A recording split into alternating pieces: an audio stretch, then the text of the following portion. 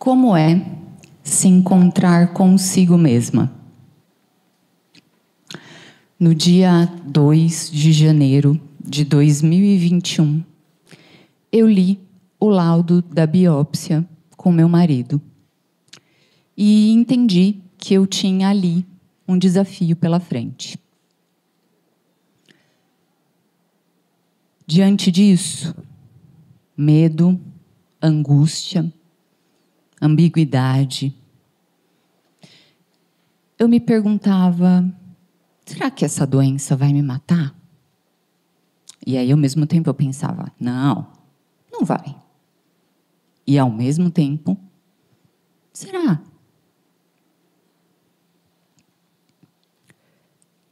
E a primeira pergunta era: por que eu? Por que eu? Logo eu, uma mulher periférica, parda, vinda de uma família que batalhou muito por dignidade, e me tornei a pessoa do fazer. Sabe aquela pessoa que resolve, que cuida de tudo, de todos, que resolve coisa burocrática, que cuida da saúde de todo mundo, que leva o papagaio, o cachorro, o tio, a vizinha? Eu. A frase que eu mais dizia era: daqui que eu resolvo. Eu comecei a trabalhar aos 15 anos, porque eu via no trabalho e nos estudos uma chance de uma vida melhor. E, de fato, isso vem acontecendo. Mas isso também tem consequências. Isso me afastou do consigo mesmo. E foi aí que o inverno chegou. E diante dessa angústia do diagnóstico, a primeira preocupação: como é que eu vou contar para os meus pais? Como é que faz isso? E aí, eu liguei para o caçulinha, pedi ajuda para o meu irmão. Falei: Raul, preciso que você segure a minha mão para que eu consiga contar para o pai e para a mãe. E aí vocês me perguntam: por que desse medo? Ora, eu, a pessoa do fazer, que cuidava de tudo e de todos, eu não sabia o que fazer comigo naquele momento. Como é que eu poderia acolher meus pais se eu não sabia nem como me acolher? E aí, num domingo, nós fomos para a casa dos meus pais. Eu chamei meus pais, minha irmã e meu irmão e contei que eu tinha feito alguns exames e tinha descoberto um tumor no seio esquerdo. E eu precisaria fazer uma cirurgia para a retirada desse tumor. Fiz isso chorando, mas segurando a mão do meu irmão.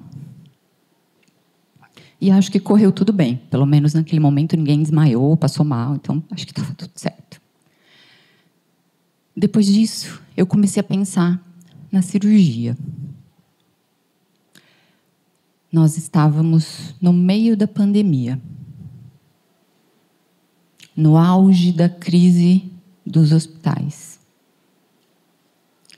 Muitas cirurgias sendo canceladas.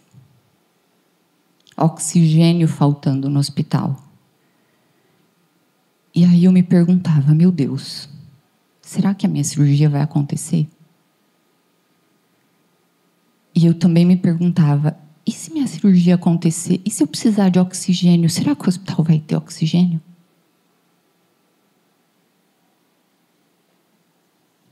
Angústia, medo. No dia 5 de abril de 2021, eu fiz a minha cirurgia. E correu tudo bem. E eu tive uma excelente recuperação. 30 dias depois da minha cirurgia, eu fui para consulta com a masto. feliz e contente, toda otimista, porque afinal de contas tinha corrido tudo bem na cirurgia, eu tive uma ótima recuperação, estava eu lá feliz. Eis que cheguei na consulta e a mastologista me comunicou que eu estava sendo encaminhada para químio e radioterapia.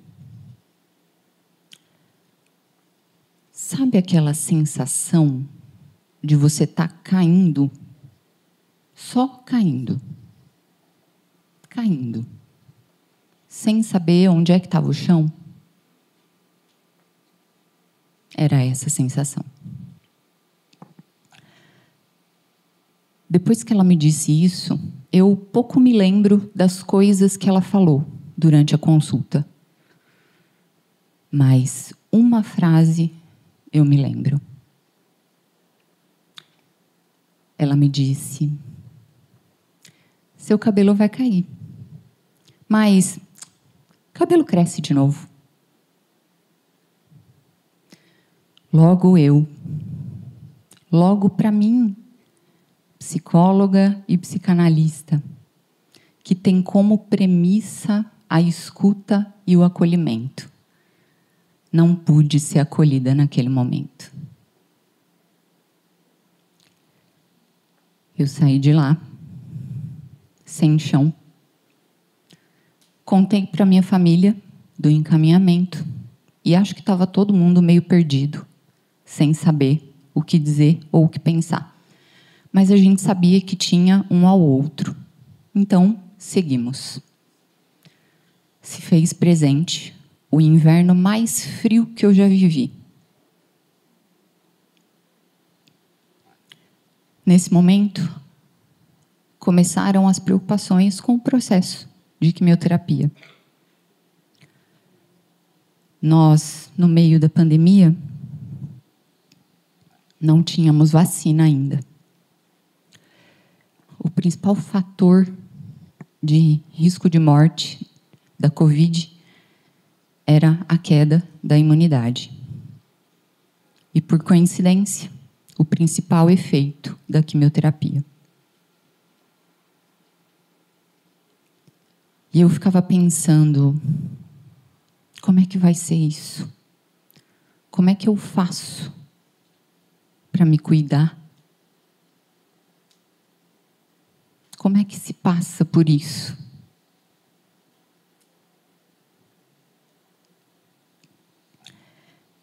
Eu fiz 4 ciclos de quimioterapia. A vacina veio um pouco antes da última sessão de quimio. Cerca de 15 dias depois da primeira sessão de quimio, meu marido raspou meu cabelo. Nós colocamos a cadeira no meio do corredor, em frente ao banheiro. Ele preparou a maquininha e raspou meu cabelo.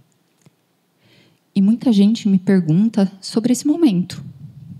Como é que foi para você esse momento de raspar a cabeça e tal? E eu digo para as pessoas que, naquele momento, a minha única preocupação era se meu marido ia beliscar minha orelha com a maquininha.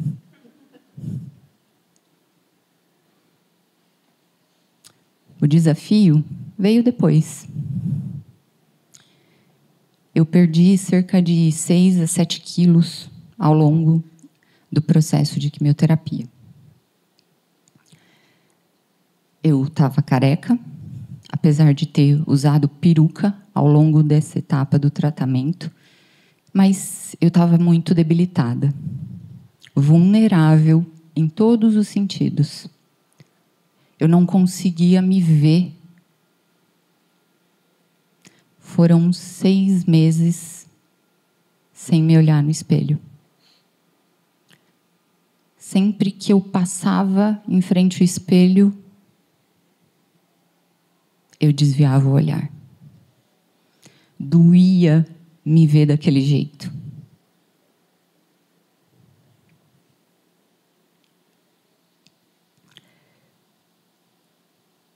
Mas passou.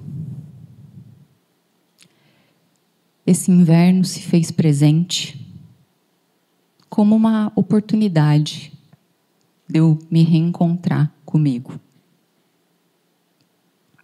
E eu não tive aqueles momentos clichês, sabe, que as pessoas escrevem, última sessão de químio no carro, coloca a bexiga e etc. Ou toca o sino lá da oncologia. Eu não tive esses momentos clichês. Eu só acreditei que a químio tinha acabado quando eu fui para consulta com a onco e ela me disse que eu estava de alta da quimioterapia. Sabe aquele solzinho gostoso num dia frio de inverno que bate no teu rosto? Ai, que delícia. Que sensação de alívio. Era isso. E aí, nesse processo todo,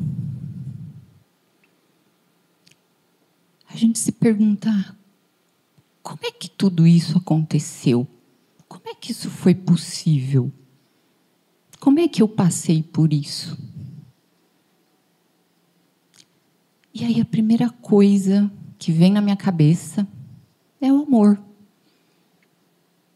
Ter recebido amor desde o primeiro dia da minha existência, pelos meus pais e por tantas outras pessoas que fizeram parte da minha vida, me trouxeram até aqui. Esse momento de vulnerabilidade, de medo, de angústia, mas também de amor. Eu tinha tudo que eu precisava para percorrer esse inverno. E a segunda coisa, como diria Ana Sui, prefiro morrer de morte vivida do que morrer de morte morrida. Então, em meio ao caos, também existe vida. E aí eu venho aprendendo que, diante disso, o fazer, ele precisa dar lugar ao sentir. Eles precisam coexistir.